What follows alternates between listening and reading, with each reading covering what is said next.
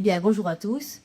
Je vais vous parler aujourd'hui d'un sujet passionnant, très riche, donc il va falloir tenir ça en 45 minutes, où nous allons voir deux méthodes qui sont complémentaires, c'est-à-dire tout ce qui concerne les mémoires pénatales, c'est-à-dire les croyances, les stratégies que vous avez installées dès la vie intra-utérine, et même parfois avant.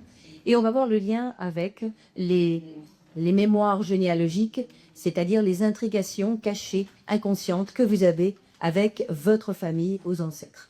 Parce que tout ça, c'est un tout. Et du coup, ce sont deux méthodes thérapeutiques complémentaires que je vais vous présenter. Alors, personnellement, je me présente rapidement. Je m'appelle Tessie Nouveau. Bon, vous avez sur mon site internet tout un tas d'informations sur mon cursus. Grosso modo, je suis docteur en neurologie, pharmacien également. Et puis j'ai rencontré Dr Claude Imbert dans ma vie et j'ai fait ma thérapie avec elle. Et du coup, eh bien, je suis entrée dans le monde des mémoires prénatales, puisqu'à l'époque, Claude Imbert enseignait le décodage des mémoires prénatales. J'ai fait ma thérapie et je suis ensuite formée, bien entendu, à cette fantastique technique. Et ça fait 15 ans que j'accompagne des gens. L'autre jour, je comptais, j'ai plus de 20 000 heures au compteur. C'est intéressant, c'est comme mes voitures, vous voyez. Et en 15 ans, j'ai bien entendu fait évoluer la technique, je l'ai enrichie. J'en ai fait une méthode psychothérapeutique complète, donc je vais vous en parler. Et je l'ai complémentée avec les constellations familiales, puisque on va voir que c'est la partie complémentaire. On va voir qu'il y a deux axes. Il y a un axe ici, que j'appelle l'axe personnel. Cet axe personnel, eh bien, regroupe toutes les croyances que vous avez mises en place dans votre vie, toutes les stratégies, pour tanker l'être aimé, pour survivre, qui vont se répéter et continuer à se répéter tout au long de notre vie en tapant de plus en plus fort.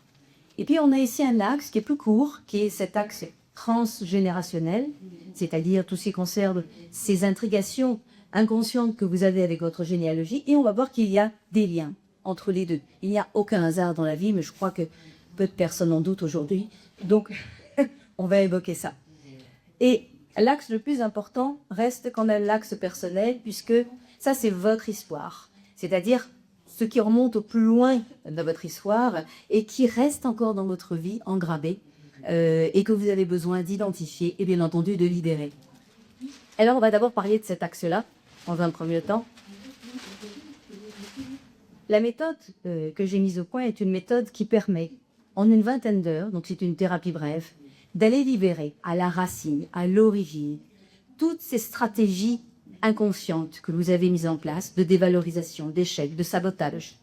Et votre âme est aux commandes, puisque ça c'est aussi la spécificité de la technique, c'est-à-dire votre partie supérieure, si certains des petits boutons en entendant le mot âme, pas de souci, votre sagesse intérieure, votre soi, c'est la même chose, c'est-à-dire la partie de vous qui a tout enregistré dans votre histoire, depuis aussi loin que ça remonte.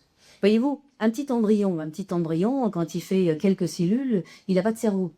Hein, et puis de toute façon, le cerveau va commencer à se développer très lentement. Ça commence par le petit cerveau reptilien, ensuite il va y avoir le cerveau limbique, le cortex ne commence à se construire qu'à partir du 3e ou 4e mois.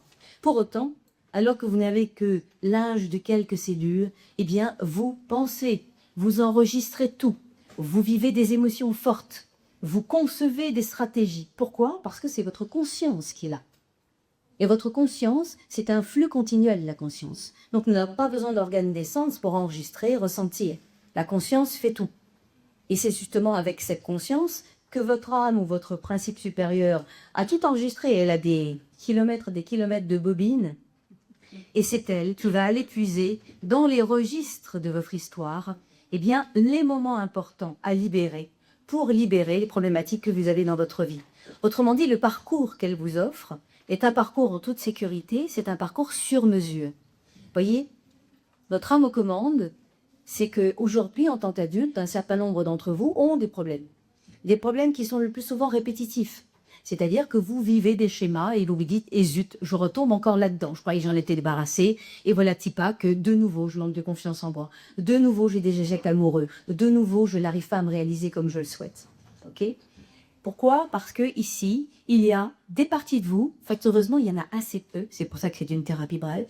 Il y a des parties de vous, c'est-à-dire des parties qui peuvent être un enfant, un embryon aux commandes, un fœtus, un enfant qui est en train de naître, et qui tirent en arrière, parce que ces parties-là ont installé à un moment donné du temps, dans des moments où justement votre enfant intérieur a vécu des choses difficiles, hein, par exemple un petit embryon dans le ventre, a installé des croyances très limitantes. Et ces croyances, étant donné qu'elles ont été vécues avec une émotion forte, on va voir, je vais vous donner pas mal d'exemples, eh bien ces croyances s'installent. Votre embryon ici, il est enclavé dans le temps, c'est-à-dire que c'est comme s'il vivait tout seul sa vie. Et vous vous baladez avec une belle conscience, vous avez écumé le salon zen depuis plusieurs années, vous avez énormément de vivres et vous avez compris beaucoup de choses. Ce qui est vrai, je ne moque pas de vous, c'est vrai. On a tous beaucoup compris. En plus, on est dans une ère où on a énormément d'informations qui nous sont données. Sauf que ça reste dans la tête. Autrement dit, on a tous des grosses têtes, hein, qui en plus on nous forme pour ça aussi, hein, oui, la tête. Hein. Et ça n'est pas l'adulte qui est aux commandes. Le problème, c'est que c'est votre embryon intérieur, un fœtus, un bébé qui prend les commandes, voyez-vous. Ça, c'est plutôt gênant. Et donc, la technique vous permet, en toute sécurité, en laissant, je mets un beau soleil pour l'âme ici, c'est votre âme qui vous amène en toute sécurité, parce qu'en fait, elle vous connaît. Elle a tout enregistré. Elle connaît vos capacités psycho-émotionnelles, elle connaît votre niveau de conscience, elle sait ce que vous êtes capable de gérer. Et elle vous ramène en douceur dans les moments où vous avez installé, eh bien, vraiment à l'origine, toutes ces stratégies, ces croyances qui vous pourrissent la vie et qui continuent à vous la pourrir. C'est vraiment le principe de la méthode. Autrement dit, c'est un parcours sur mesure. Et le thérapeute est au service de votre âme. Il n'est pas au service de votre ego, il est au service de votre âme. Et votre âme, elle est à votre service. Et elle est là pour vous faire grandir. Et pour vous amener à la réalisation. Alors, qu'est-ce que ça veut dire, ces croyances? Comment elles se mettent en place? Et justement, prenons l'exemple de ce petit embryon qui est dans le ventre. Et je prends toujours cet exemple parce que c'est vraiment le plus fréquent que nous puissions trouver. Vous savez que quand une femme est enceinte, eh bien, il y a des femmes qui sont très heureuses parce qu'elles attendent ça depuis longtemps. Et puis, il y en a d'autres pour lesquelles les circonstances de la vie font que le bébé n'est pas forcément le bienvenu à ce moment-là. Suis-je claire? Bien. Hein, ça veut dire que c'est trop tôt, c'est juste après le premier, je suis à peine sortie des couches, hop, je retombe dedans, mon travail, c'est pas dit pour mon avancement, etc., etc. Ou ça va pas très bien avec mon mari. Il y a plein de raisons pour lesquelles, finalement, eh bien, à un moment donné, nous pouvons vivre un non-désir. Nous, femmes et les hommes, de la même façon, hein, père et mère, c'est la même chose. Sauf que l'embryon à l'intérieur du ventre, lui, qu'est-ce qu'il se dit? Ben, il pense ça depuis un fouet. Autrement dit, quand maman lâche merde, c'est pas le moment, eh bien moi, je prends une tonne de désespoir sur la tête, une tonne de dévalorisation, et je me dis, elle me rejette, elle ne veut pas les moi. Je me sens abandonnée, sans valeur. Et en plus, je tombe dans un laline de peine, etc., etc. Autrement dit, regardez, en l'espace de quelques instants, juste en entendant ma mère, on est branché hein, sur nos barres, en entendant ma mère dire cette phrase-là, le petit embryon que je suis, il met en place déjà une croyance de dévalorisation et une croyance de non-amour de lui-même. Autrement dit, si ma mère ne m'aime pas, qui voulez-vous qui m'aime dans la vie? Ça commence très très mal. Bon. Et puis, non seulement je mets en place des croyances, mais en plus, je mets aussi en place des stratégies. Parce qu'en tant qu'embryon, eh bien, je ne peux pas continuer ma vie avec un tel désespoir. Le désespoir, il vous plombe. Hein. Autrement dit, on tombe dans les tréfonds et on ne sait plus rien. Du coup, il faut vraiment que je trouve là, que je décide des choses qui vont me permettre de continuer avec un peu d'énergie pour continuer à vivre. Pour continuer à vivre, il y a deux choses importantes. La première, c'est d'arrêter de souffrir. Ça fait trop mal quand maman ne veut pas. Alors, pour arrêter de souffrir, eh bien, on met en place des stratégies qui sont diverses et variées. Vous savez, la collecte des individus est très très riche. Moi, je ne m'ennuie pas dans mon travail parce que chaque personne est différente et chaque voyage est différent aussi. Et donc, je peux, par exemple, arrêter de penser. J'arrête de penser à ça. Quand j'arrête de penser à ça, du coup, qu'est-ce que je fais? Je mets un petit rideau. Et sur ce rideau, eh bien, qui est un rideau blanc, mais du coup, comme je ne pense pas, je ne souffre pas. C'est plutôt sympa. Mais je peux aussi couper mes émotions. Autrement dit, j'arrête, je me blinde. Hein, c'est-à-dire que je forme autour de mon cœur une espèce de paroi et une bonne coque bien rigide. Et je me fais croire d'ailleurs que je deviens insensible. Et on aura des adultes plus tard hein, qui seront insensibles. Comme on aura aussi des adultes plus tard qui auront des blancs. C'est-à-dire ces moments émotionnels un peu forts où devant un interlocuteur, devant un patron, devant un être pour lequel on voudrait déclarer sa flamme, devant ses enfants, tout d'un coup, on perd ses moyens et on a un rideau blanc qui s'installe. Moi, j'ai une cliente qui me disait « mais je deviens bête ».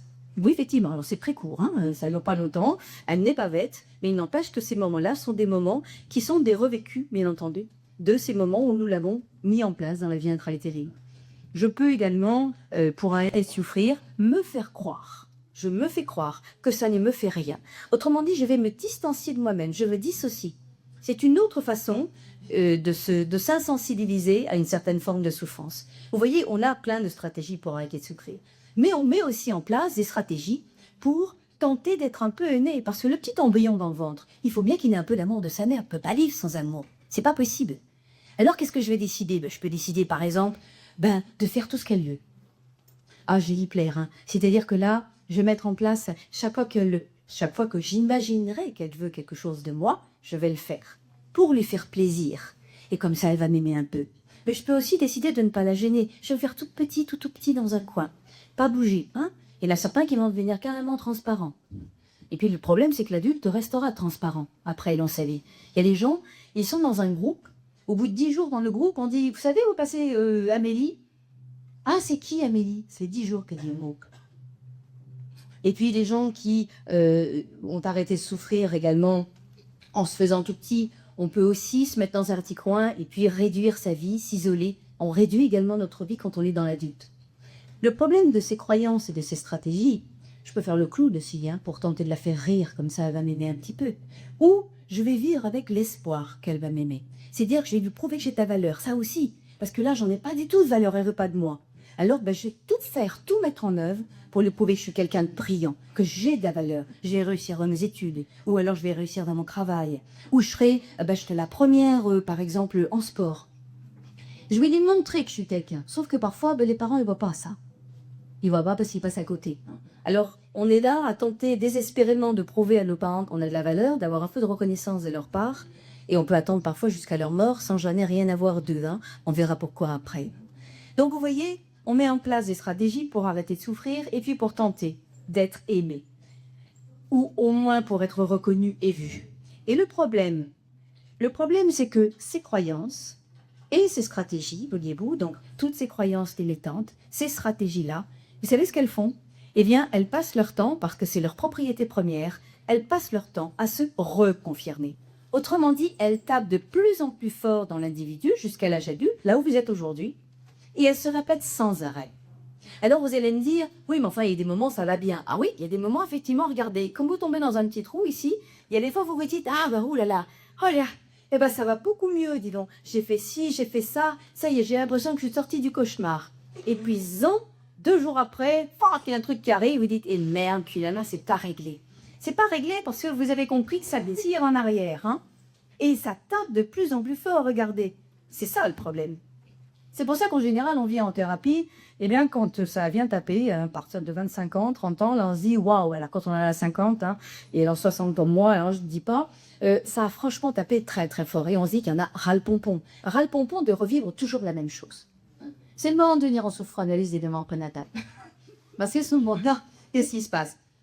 Quel est le principe? Le principe, c'est que votre âme, elle va vous guider, en toute sécurité, je la remets ici, hein, cette belle âme, elle va vous guider ici pour aller libérer votre embryon. Mais je vous rappelle que cet embryon, il est enclavé dans le temps, regardez. C'est-à-dire qu'il est enfermé. Si plus tard, ma mère, par exemple, a de l'amour pour moi, elle en aura la plupart des mères, même si c'est pas forcément l'amour que nous souhaitons. Hein, il y a des nuances. Bon, moi, si je voudrais des baisers, des câlins, peut-être qu'elle va me faire des cadeaux. Mais elle-même, quand même, elle va me le montrer. On pourrait se dire, ça va bien pour le petit embryon, c'est super. Sauf que non. Il est prisonnier, c'est-à-dire c'est un peu comme s'il avait une tour autour de lui. Vous voyez, il est enfermé dans la tour, donc lui, il continue à croire qu'il n'a pas de valeur, qu'il est abandonné, qu'on l'aime pas, et c'est lui qui tire en arrière, même si le futur montre qu'il y a de l'amour. Autrement dit, vous vous retrouvez, par exemple, et pour certains d'entre vous, vous vous reconnaîtrez, à porter des croyances de dévalorisation et à vous dire, oui, bon, en fait, je suis nulle, je n'ai pas confiance en moi, je ne me sens pas capable, etc. Alors qu'il y a des gens autour de vous qui vous disent, mais c'est très bien, c'est super ce que tu fais, c'est top, et t'as vu, t'as réussi à faire ça. Et il y a une partie de vous qui le prend, qui dit, ah ouais, peut-être bien. Mais il y a une autre partie qui ne prend pas, qui se dit, ouais, ça c'est pipeau, ça c'est parce que j'ai eu de la chance, en fait, j'ai eu tout le monde. Il y a toujours cette voix en back-off qui vous ramène dans l'embryon qui est enfermé dans sa tour. Ça marche, tout le monde suit? Bon, donc c'est vraiment, qu'est-ce qu'il faut faire? Il va falloir changer ses croyances. Mais pour changer une croyance, il faut la changer à l'endroit où elle s'est installée. Parce que si vous la changez ici, dans l'intermédiaire, il y a beaucoup de thérapies qui vous amènent dans l'enfance, on parle d'enfant intérieur, machin, etc. C'est très bien. Mais si vous ne libérez pas l'origine, la vraie racine de l'endroit, l'élastique il continue de tirer en arrière. Le principe de votre âme, c'est de vous amener à l'origine. On se fiche des étapes intermédiaires. Autrement dit, quand les gens arrivent dans mon cabinet, ils arrivent avec plein de problèmes. D'ailleurs, ils commencent en disant, je ne sais pas par quoi j'ai commencé. Très bien, ne vous inquiétez pas, commençons par le premier truc. Ils s'imaginent qu'ils arrivent avec une foultitude de problèmes. C'est pas vrai. C'est pas vrai parce qu'il y a une autre propriété des croyances. La première, c'est que finalement, on a assez peu de moments où on a installé des croyances fortes et des stratégies fortes. Ça, c'est la bonne nouvelle pour tout le monde. C'est pour ça que c'est une thérapie brève. C'est très important de lui en rendre. Par contre, regardez, ça a vachement bouclé. Ça a bouclé à la maternelle, ça a bouclé quand j'étais dans l'adolescence, et ça boucle encore plein de fois dans l'âge adulte. C'est pour ça qu'on se dit, ça touche partout. Deuxième propriété des croyances, elles se généralisent. Si vous mettez en place des croyances sur la relation avec votre mère et votre père, mais plus tard, ça va généraliser dans la relation avec vos amis, avec vos partenaires, avec vos enfants. Autrement dit, une croyance qui se généralise finit par toucher tous les domaines de votre vie. Bonne nouvelle, si vous adressez l'origine et qu'on change les croyances à ce moment-là, eh bien, tout se remet en place. Ça libère des pans entiers de votre vie. Ça, c'est la bonne nouvelle. Et pour changer ces croyances, qu'est-ce qu'il faut faire? Figurez-vous que le problème d'une croyance, qu'est-ce que c'est qu'une croyance? C'est une interprétation. Autrement dit, eh bien, il se passe quelque chose et moi, je me dis, c'est la pensée qui fait tout, c'est l'esprit qui fait tout. Je me dis que ma mère ne l'aime pas. Vous rentrez du travail, ok? Vous êtes un père, par exemple, et vous venez d'apprendre une très mauvaise nouvelle de boulot, vous risquez votre poste, vous rentrez avec une tête de 6 pieds de long, votre enfant vous attend, vous ne voyez même pas votre enfant, le chien encore moins, et vous foncez dans votre bureau. Et votre fiston, il a 1 an, il regarde passer papa, vous voyez, il se dit, punaise, il m'a même pas dit bonjour. Qu'est-ce que j'ai dit?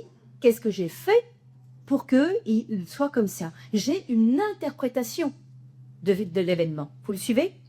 Autrement dit, si votre patron passe sans vous regarder le matin, il peut très bien, soit effectivement vous avoir dans le nez, ça c'est probablement l'interprétation que vous pourrez faire en premier, il peut très bien être extrêmement préoccupé, il peut très bien être totalement rêveur, avoir passé une nuit épouvantable, et du coup il n'a même pas les yeux en face des trous, il ne vous a littéralement pas vu.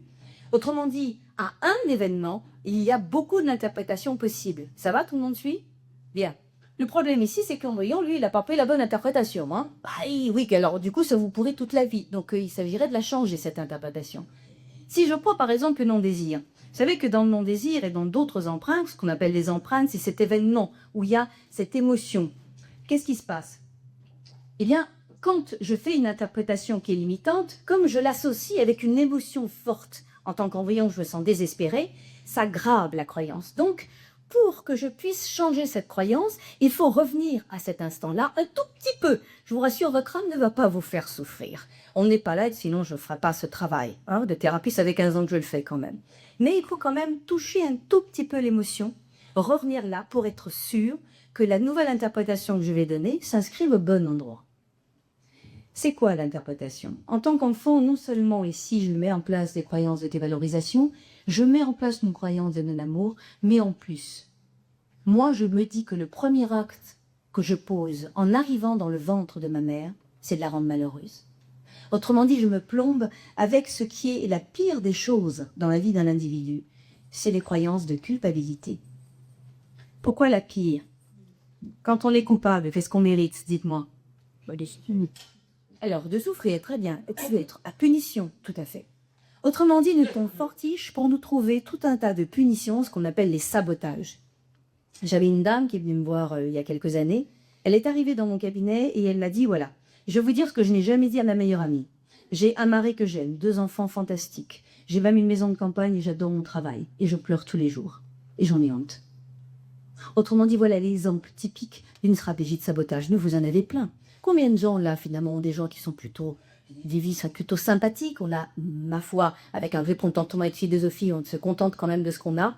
Et pourtant, il y a une partie de nous qui n'arrive pas à rire, une partie de nous qui n'arrive pas à prendre vraiment les moments heureux. Tout ça, ce sont des racines de sabotage. Et on peut avoir des sabotages très précis. Et en tant qu'envoyant, eh bien, je vais effectivement mettre en place des stratégies de punition. Et ça, c'est terrible.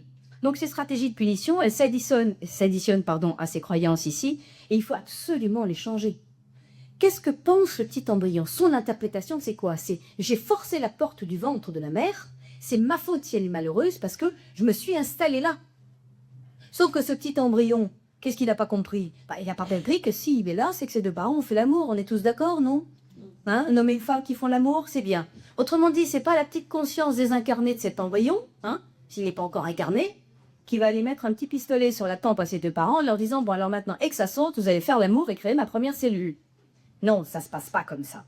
Autrement dit, écoutez-moi bien, regardez, c'est là un peu Kram et Schmitt. Quand vous prenez conscience ici que vous avez mis en place ces croyances qui sont limitantes, et vous prenez conscience dans la séance du copier-coller qu'il y a entre l'endroit où votre âme vous a ramené et les problématiques de l'adulte d'aujourd'hui. Ça, c'est géant, ça, cette prise de conscience. Eh bien, dans un deuxième temps, votre âme va vous aider à changer ses croyances. Et la première chose, par exemple, c'est de se dire, on fait comment les bébés, un homme et une femme, autrement dit un spermatozoïde et un ovule. Et c'est qui est responsable de la création de cette première cellule? C'est le bébé ou c'est les parents? Les parents à l'évidence. Mais figurez-vous que ça change tout ici pour moi. J'étais terrée dans un petit coin là de l'utérus, tapis sur une paroi, je me disais tout petit pour pas qu'on voit parce que j'étais gênée et je suis vraiment horriblement coupable. Tout d'un coup, je prends conscience que c'est pas ma faute si je suis là. Autrement dit, je vais retrouver après que j'ai bien dit oui, mais je n'ai pas forcé mes parents. Ça change tout. Le petit embryon qui était dans le noir et tassé, vous savez ce qu'il fait? Il se décolle de la paroi, ça devient plus clair dans le ventre et il fait des pirouettes. Autrement dit, c'est gagné. Ces pirouettes-là, c'est l'adulte qui va les faire. Vous savez, la socio-analyse d'éléments prénatales, c'est très simple. Hein.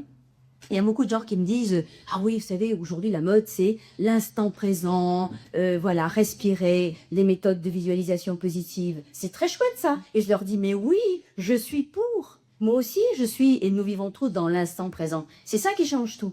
Sauf qu'on oublie un truc, c'est que dans l'instant présent, il y a le passé. Et ça, c'est fondamental.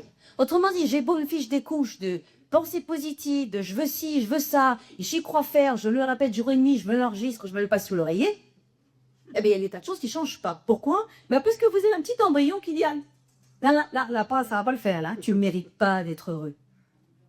Ok? Ah oui, non, mais attendez, le passé, il est à l'intérieur de nous. Vous voyez, une croyance, c'est quoi? Une croyance, c'est un truc que vous avez inscrit à un moment donné sur une page du livre de votre vie, tout petit, hein, quelques cellules déjà, vous commencez à écrire des trucs, hein, et vous écrivez « je n'ai pas de valeur ». Ah, bon, c'est très bien. Sauf que le problème, c'est que vous l'avez écrit, vous savez pas, avec une espèce d'encre qui va traverser toutes les pages du livre. Sympa, hein? Alors vous arrivez, vous avez 30, 40, 50 balais, et vous ouvrez la page de « aujourd'hui ». Et c'est une page qui, normalement, devrait être vierge. Quelque chose où vous allez pouvoir inscrire du nouveau, du créatif. Manifeste québécois partiel. Et vous savez quoi? Elle est déjà aux 3/4 écrite. Manque de peau, hein. Il n'y a plus que ça hein, pour faire du nouveau. Hein. Vous faites 95% de vieux. C'est terrible, hein. Mais on sait, hein, au niveau de l'analyse des pensées, on le sait. Vous pensez toujours les mêmes choses. Phénoménal quand même. Hein. Bon, enfin, bref, vous avez compris. Vous avez compris que quelque part, si on ne s'occupe pas de ces moments, ces quelques moments qui sont enclavés dans le temps, en fait, vous êtes morcelés. C'est-à-dire qu'il y a un embryon qui, par exemple, a une croyance de non-désir. Il y a, par exemple, un autre embryon qui, lui, a perdu un jumeau. Non-désir, c'est-à-dire, j'ai pas envie d'un enfant maintenant. Mais c'est une pensée, simplement. On va voir qu'en fait, là, pour sortir de sa culpabilité, pour retrouver l'amour de ses parents, là, ce fois-là, ils ont vu les choses, là, dans le bide. Ça, c'est top. À un moment donné, qu'est-ce que je fais? Eh bien, je réalise que ce spermatozoïde et cet ovule, par exemple, quelle est la conscience qui les anime? Parce que c'est quand même la question fondamentale. Je veux dire, vous êtes incarné dans un œuf. C'est pas vos parents qui ont fabriqué votre conscience. C'est là bien avant votre conscience. Autrement dit, vous débarquez dans un petit véhicule. Moi, j'appelle ça le véhicule de location. Et hop, je l'installe. On va faire grandir le véhicule avec, voilà, tout mon bagage. Bien. Donc, quand vous vous incarnez de cette façon-là, ce qui est fantastique, mais que vous commencez à tousser en vous disant que ma mère vous aime même pas, vous partez dans la vie avec un manque épouvantable. Après, qu'est-ce qu'on va faire? On va tout salir, on va essayer de chercher l'amour des parents. Justement, en les distrayant, en leur faisant tout ce qu'eux, en étant sauveteur pour eux, etc., etc. Je vous dis même jusqu'à la mort. Hein. Moi, j'ai des clients qui ont accompagné leurs parents, qui ont fait 2 ans d'accompagnement très difficile pour attendre ce dernier souffle pour les entendre dire « Oui, ah oui, tu as fait tellement pour moi, mais je t'aime » et qu'ils ne l'ont pas dit.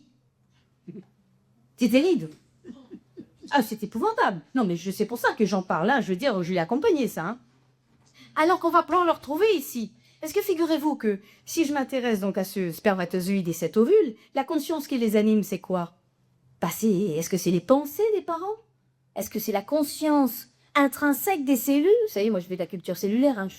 J'ai fait pas mal de recherches, j'ai 10 ans de recherche dans ma vie. Vous savez, quand vous faites pousser des cellules, elles se multiplient. Elles ont une petite conscience, les cellules. Hein. Où est-ce que c'est l'âme des parents? Une conscience profonde. Alors, à votre avis, c'est quoi? Hein? Alors ça c'est les réponses de Normand. J'adore. C'est tellement plus pratique. Non, il n'y en a qu'une qui est à l'heure. Je vous le prouve. Ah, c'est l'âme des parents. Mais oui, ça, c'est la bonne réponse. C'est pas grave, vous allez comprendre. J'accompagne des couples qui sont atteints de stérilité non organique. Autrement dit, tout fonctionne bien. Hein? Monsieur a des beaux spermatozoïdes, madame a des beaux ovocytes qui maturent. Super. Ils n'ont qu'une seule pensée en tête, on veut un bébé, on veut un bébé, on veut un bébé. Ok? Super.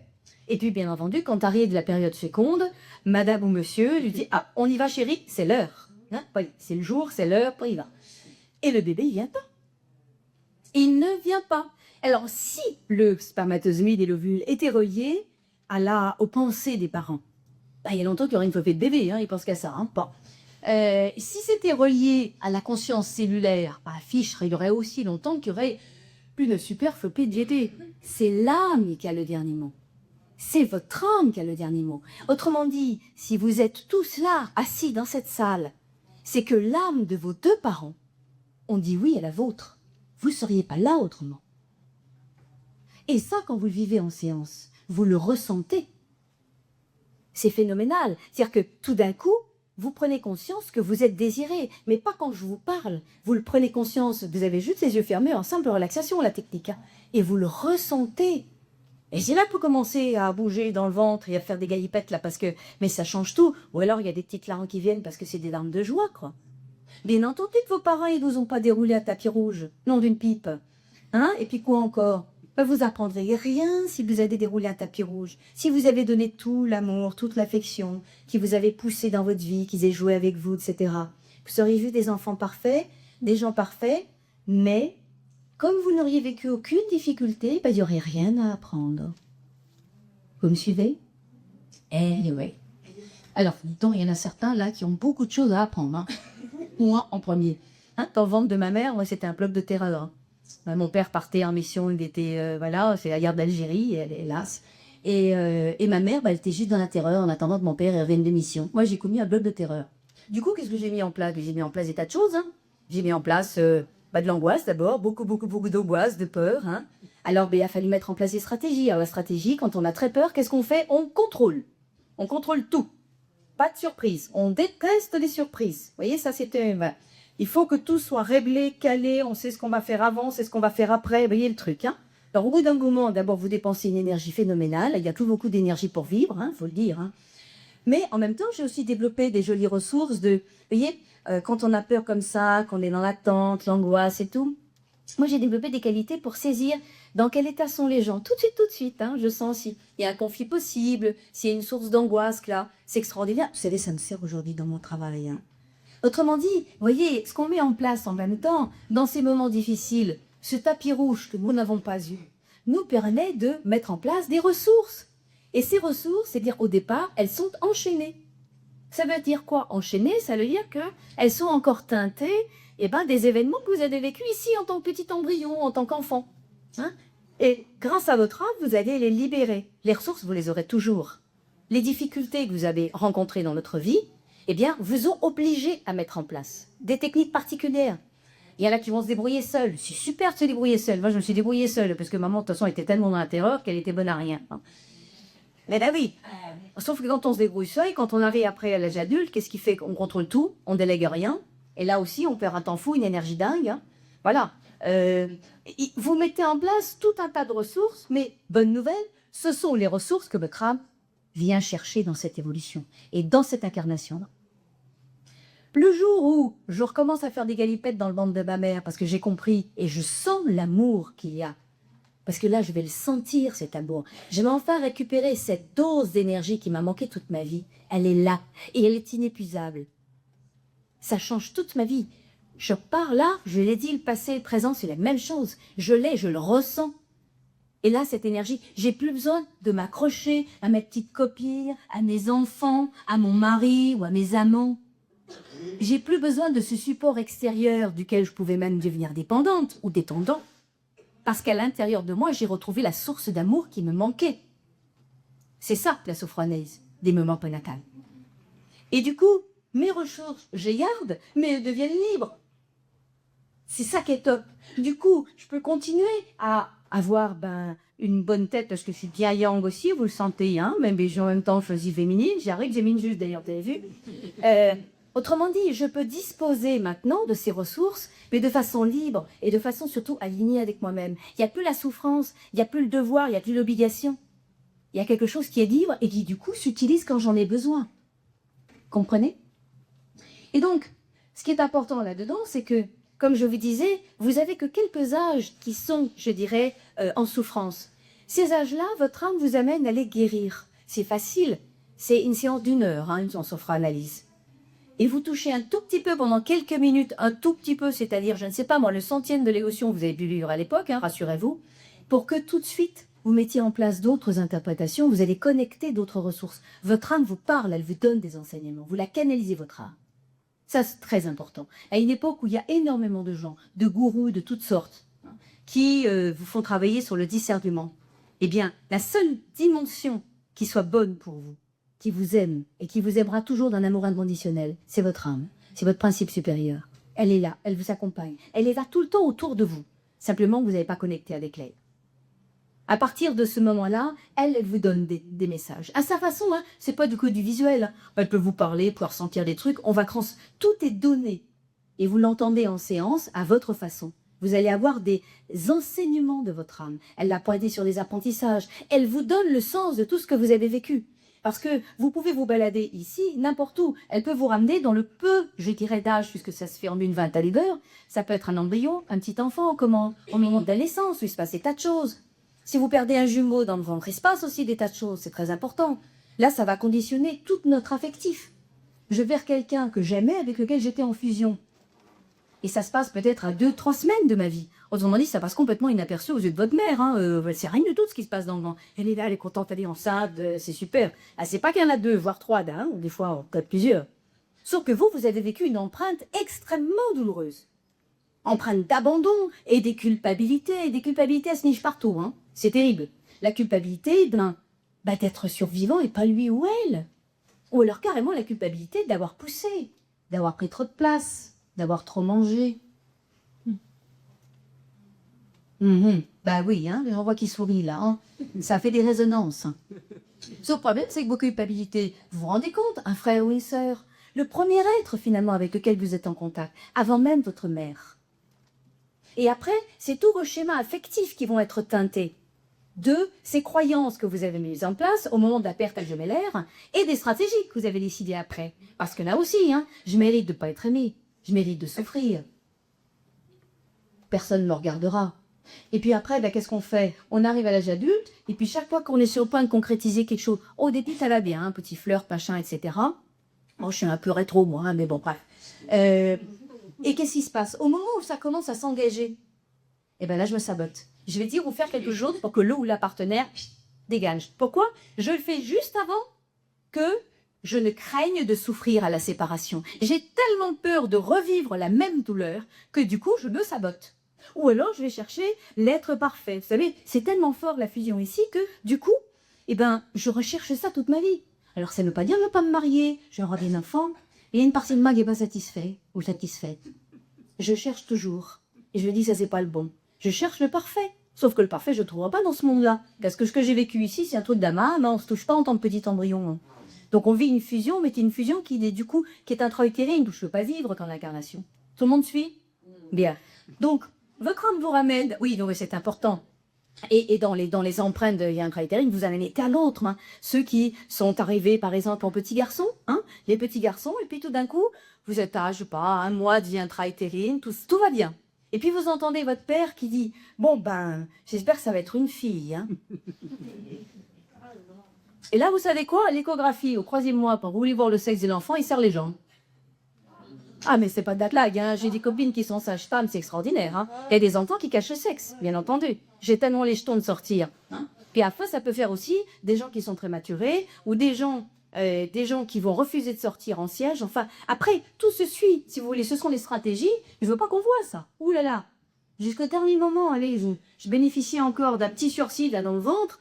Et puis quand ils vont découvrir que je suis pas du sexe désiré, comment je vais faire? Alors je vais mettre en place aussi des stratégies. Ok, tu voulais une fille, papa, je vais être la fille que tu veux. Hein. Et au lieu d'aller faire la bricole avec toi, je sais pas, je fais pas de la couture. Hein. Et pour les femmes, c'est la même chose. Hein. Celles qui sont désirées en garçon, bon, on va les bricoler avec papa. Hein. Ou leur faire des sports de combat. Tu as vu, papa, comme je suis forte et tout. Hein. Je suis un homme. Hein. Sauf que votre féminité, mesdames, elle est en berne. Et messieurs, pour la masculinité, c'est la même chose. Mais vous développez quand même des ressources. Enchaînées, certes. Hein. C'est-à-dire que nous devons tous, à un moment donné, développer un yin et un yang qui soit équilibré. Donc vous les garderez. C'est les sensibilités, les activités d'entrepreneuriat, etc. Vous les garderez, mais il faut les libérer. Sinon, elles sont entachées de la douleur, du manque d'amour. Finalement, ce dont vous vous rendez compte au travers de toutes ces empreintes, c'est que vous n'êtes jamais vous-même. Grâce à votre âme, vous allez pouvoir retrouver ou trouver la liberté d'être vous-même. C'est extraordinaire, être soi. Manifester son potentiel qui est unique. Votre âme peut vous ramener également à la naissance. La naissance, c'est un moment extraordinaire où on met en place tous les schémas qui vont ensuite conditionner les décisions de votre vie, toute la mise en place des projets, la sortie de ce monde extérieur, va se répéter en fonction de comment vous êtes né. Et puis, elle peut vous ramener également dans des mémoires du passé. Alors là, gros débat, vous inquiétez pas, qu'on y croit, qu'on n'y croit pas, qu'on soit cartésien, qu'on n'y soit pas cartésien, c'est kiff-kiff. Autrement dit, votre âme vous y ramène. Bonne nouvelle, si vous portez un truc et que c'est limitant. Moi, vous savez, je suis scientifique et alors je suis très pragmatique, je suis comme saint Thomas. Si c'est à l'intérieur de vous et que votre âme fait du ménage là-dedans, et qu'ensuite, en tant qu'adulte, vous allez mieux, moi, je ne me pose pas de questions métaphysiques pour savoir si les vies antérieures existent. Tout ce que je sais, c'est qu'il y a une mémoire à l'intérieur de cette personne, il y a quelque chose d'émotionnel et de limitant, son âme y a ramené, on le libère aussi facilement qu'on libère un embryon ou un bébé, et une fois que c'est libéré, la vie, elle change. Donc ça fonctionne. Autrement dit, il n'y a que votre âme qui a tout enregistré et qui peut vous amener à la racine de toutes ces problématiques de votre vie. Et elle vous rassemble, vous vous réunifiez. Voilà, ça c'est la sophroanalyse des mémoires prénatales de la naissance et de l'enfance. Excusez du titre à rallonge, mais au moins, vous entendez que c'est une méthode psychothérapeutique complète. Et elle vous amènera, dernière chose, elle vous amènera aussi à la racine des traumatismes que vous avez mis en place. Surtout les traumatismes refoulés. Tous ceux qui ont déjà fait de la psychothérapie, des choses comme ça, rassurez-vous, dans une technique comme celle-ci, votre âme ne peut pas vous ramener dans un endroit que vous avez déjà visité et libéré. Il n'y a aucune redondance possible. Ça, c'est la première chose. La deuxième chose est d'avoir ramené justement dans des endroits que vous n'avez jamais visités. Les racines des culpabilités, les traumatismes qui restent refoulés. Et les traumatismes, on en a. Ça peut être un traumatisme dans la vie intra-utérine. Vous savez, moi j'ai accompagné une dame, elle a été traumatisée parce que sa mère a eu la pensée d'une IVG. Juste la pensée. Elle en a été traumatisée toute sa vie. Et je ne vous parle pas de ceux qui ont vécu, comme moi, la tentative d'IVG. Hein, couillouyou. Ça, c'est bien traumatisant. Alors, vous rajoutez une petite couche de paranoïa, oui. Là, vous êtes sûr qu'à un moment donné, vous êtes bien isolé. Vous savez, pour que je sois ici, formatrice, j'ai fondé le centre de recherche, centre de formation, c'est pas ça. Je suis sur la recherche, moi. Je suis thérapeute depuis 15 ans, mais vous m'auriez dit ça il y a 30 ans, je vous aurais rimé. J'étais un ours. Fille en pantalon en plus. Ça n'a même pas mis à l'idée de mettre une jupe. C'est pour dire quoi. Et ça, c'est tout le travail de libération. Mon embryon intérieur, surtout mon embryon et mon fœtus, ils ont beaucoup souffert. Est-ce que c'est clair pour tout le monde?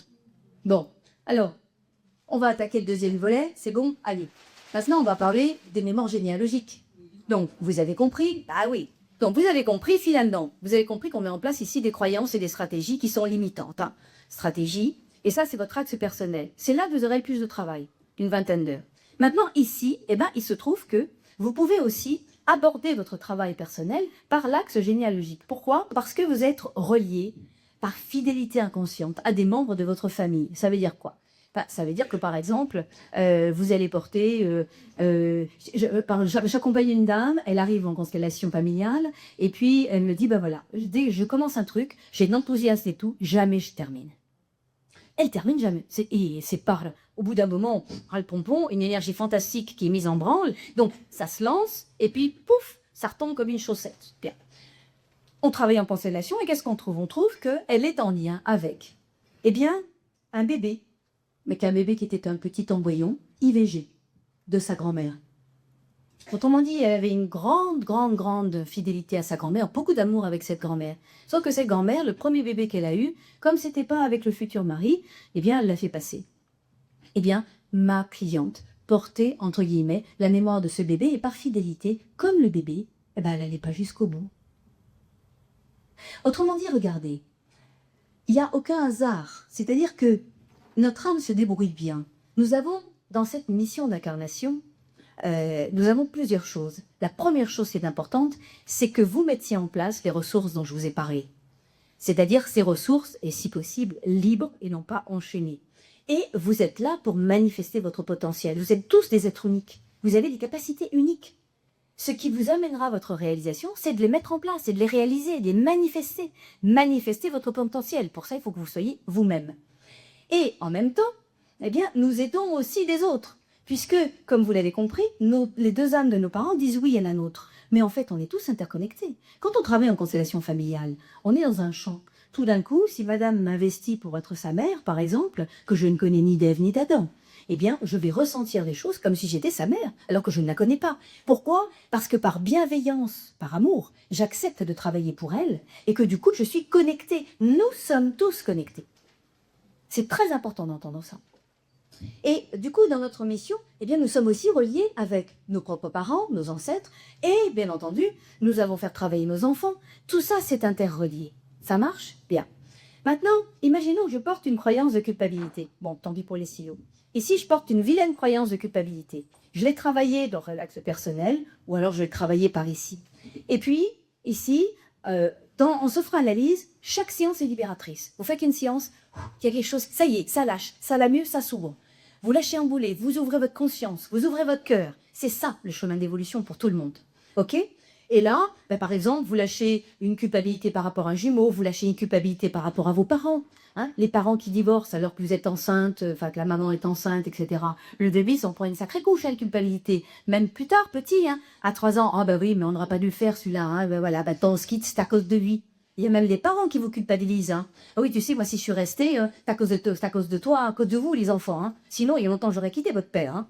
Oui, merci, maintenant, mais ça ne veut pas. Donc, vous avez compris, quand vous lâchez ces croyances-là, et puis, bah, tout va vachement mieux dans votre vie. Ça y est, ça s'ouvre, du coup, vous réussissez des choses, et puis à un moment donné, vous vous dites, c'est curieux, il y a un petit truc qui coincouille encore. C'est une simulation qui gratouille, là, encore. Bah, les petits trucs qui gratouillent, il y a de fortes chances qu'ils soient là. Alors, vous pouvez démarrer avec une constellation, moi, et puis faire après un travail personnel, c'est la même chose. Les deux sont synergiques et complémentaires. C'est pour ça que ce sont les deux axes que j'ai. Mais ça veut dire que ici, eh bien, c'est comme si vous portiez une culpabilité en correspondance avec un membre de votre famille. Par exemple, vous pourriez porter la culpabilité de sa grand-mère qui a fait l'IVG. Mais vous pouvez aussi porter la culpabilité d'un grand-père qui est parti à la guerre parce que il y croyait, hein, et puis qui a laissé sa femme et ses enfants, sauf qu'il a fallu se débrouiller pendant la guerre. Autrement dit, elle a ramé, elle a mémé, pour pouvoir les nourrir, les mômes. Et lui, il était parti la fleur au fusil en se disant, je travaille pour la France. Oui, la France, c'est bien, mais ta femme et tes enfants auraient été mieux. Et il y a une culpabilité. Grand-père, il est mort, il est parti avec sa culpabilité. Il la porte. Hein. Combien de gens j'ai accompagnés qui, pendant des guerres aussi, ont fait des choses qui sont difficiles. Hein, et puis, qui n'auraient pas dû être faites. Hein, qu'un soldat, par exemple, que tue d'autres soldats, c'est tout à fait normal. On est soldat, c'est la règle du jeu. Par contre, un soldat tue des populations civiles, ça, c'est pas OK. Autrement dit, ça génère des choses. Si la personne en mourant n'a pas fait son mea culpa, n'a pas ressenti de regret, de culpabilité, vous savez qui va la porter, la culpabilité? Les descendants. Hein. Moi, j'ai travaillé avec des Allemands en constellation familiale. J'ai été formée par Albrecht Schmach en particulier. Il a travaillé énormément, c'est un Allemand. Devinez sur quoi il a travaillé? Surtout les petits-enfants, enfants et surtout petits-enfants des nazis qui portaient des poids, vous voyez, hein, que ce soit pour la Shoah, que ce soit pour les nazis, de toute façon, le résultat est même, vous ne prenez pas votre vie. Soit parce que vous sentez que vous ne la méritez pas, parce que les autres ont porté trop, soit parce que vous portez le poids des culpabilités de vos ancêtres qui n'ont pas porté. Fichtre. Voilà d'excellents moyens de lâcher ces poids-là. Mais on peut porter des choses beaucoup plus simples. Par exemple, on peut porter, par fidélité, je dirais, à nos parents, on peut porter leur douleur. On peut porter leur colère. C'est terrible, parce que vous savez, à un moment donné, quand vous n'avez pas beaucoup de liens avec vos parents, on ne peut pas vivre sans lien. C'est une loi systémique. C'est-à-dire qu'on a besoin de se sentir appartenir à quelque chose. Si j'ai pas beaucoup d'amour de mes parents et que j'ai coupé les ponts, par exemple, oh ben à 18 ans je suis partie, hein, de toute façon, hein, s'occuper pas de moi, etc. Ouais, bah vous tombez à 30 balais, en train de faire quoi? En train de faire des choses, et à vivre des choses, en vous disant, enfin c'est quand même quelque chose, j'ai fait tout l'inverse de mon père et ma mère, et là avec mes enfants je me retrouve à faire la même chose. Merde. Alors que je ne le voulais pas. Pourquoi? Mais parce que, en faisant ça, je garde le lien de fidélité avec ma mère, ça me fait un lien, ou avec mon père. C'est phénoménal, hein. Donc on peut travailler ici, dans la constellation, sur nos proches, hein, papa, maman, il y a encore des trucs à l'âge avec papa, maman. Et puis parfois, eh bien, on se retrouve avec, je me rappelle une dame que j'ai accompagnée, elle est venue parce que elle allait avoir son premier enfant. En tout cas, elle voulait son premier enfant. Sauf que tous les premiers-nés garçons de sa lignée étaient morts. Sa mère, fort heureusement, avant elle, c'était la première, mais avant elle, elle avait fait une IVG, mais d'un garçon. Et la grand-mère le garçon était mort-né, et l'arrière-grand-mère avait également perdu son fils dans un accident domestique bête. Et donc elle est venue pour lâcher cette espèce de fidélité familiale. Donc vous voyez, ça peut remonter très très loin. On peut avoir des problèmes entre frères et sœurs, pour se voir, pour se joindre. C'est pas entre frères et sœurs qu'il y a des problèmes, c'est à un autre niveau. Je me rappelle un jour avoir accompagné comme ça une dame qui était malheureuse comme tout, parce qu'elle adorait son frère, sauf qu'il se voyait jamais, il pouvait pas. Pourquoi il pouvait pas? Je dis, enfin, c'est pas normal, on s'aime tous les deux. Mais il se débrouille toujours le frère pour annuler les rendez-vous, faire autre chose, etc. Vous savez pourquoi? À 2 générations au-dessus, il y avait un frère et une sœur qui avaient vécu un inceste. Autrement dit, il y avait une peur inconsciente de revivre cet inceste si on se rapproche trop. Vous voyez, il y a des choses à rendre. Maintenant, écoutez la bonne nouvelle. Quand vous faites un travail en constellation, d'abord, vous travaillez pour vous. Vous venez libérer des boulets. Vous venez comprendre votre fonctionnement. Moi, quand je travaille en constellation familiale, je laisse votre âme aux commandes. Autrement dit, ce n'est pas moi qui mets votre grand-mère maternelle, même si elle est morte en couche. Je mets quelqu'un pour vous, donc vous allez voir les choses, vous mettez à l'extérieur de vous le sac de nœuds que vous portez à l'intérieur. Vous prenez quelqu'un pour vous prenez quelqu'un qui va représenter la problématique et quelqu'un qui représente la solution. Ok? Et par les questionnements que je vais avoir, je vais explorer ce petit champ que vous avez mis, vous regardez, et vous allez découvrir quels sont les personnages de la famille que votre âme a voulu mettre en place. Parce que c'est elle qui décide. C'est toujours votre libre arbitre. Et après, bien entendu, eh bien, on va libérer. Il y a une dynamique et vous allez faire recirculer l'amour. Qu'est-ce qu'il faut dans un travail en constellation? C'est faire s'exprimer des choses qui n'ont jamais été dites. Il y a des mots, il y a des émotions qui n'ont jamais pu être dites. Et vous les portez.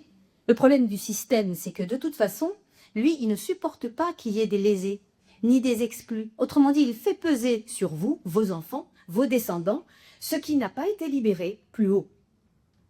Et quand vous faites le travail en constellation, vous venez donc libérer pour vous de sacrés paquets, mais en même temps, vous travaillez pour vos ancêtres, parce que eux aussi, ce grand-père, cette grand-mère dont je vous ai parlé, eh bien, ce sont des gens qui sont en souffrance quelque part. Une partie de leur âme souffre, parce qu'ils sont partis avec des culpabilités. Vous mettez de la lumière là-haut.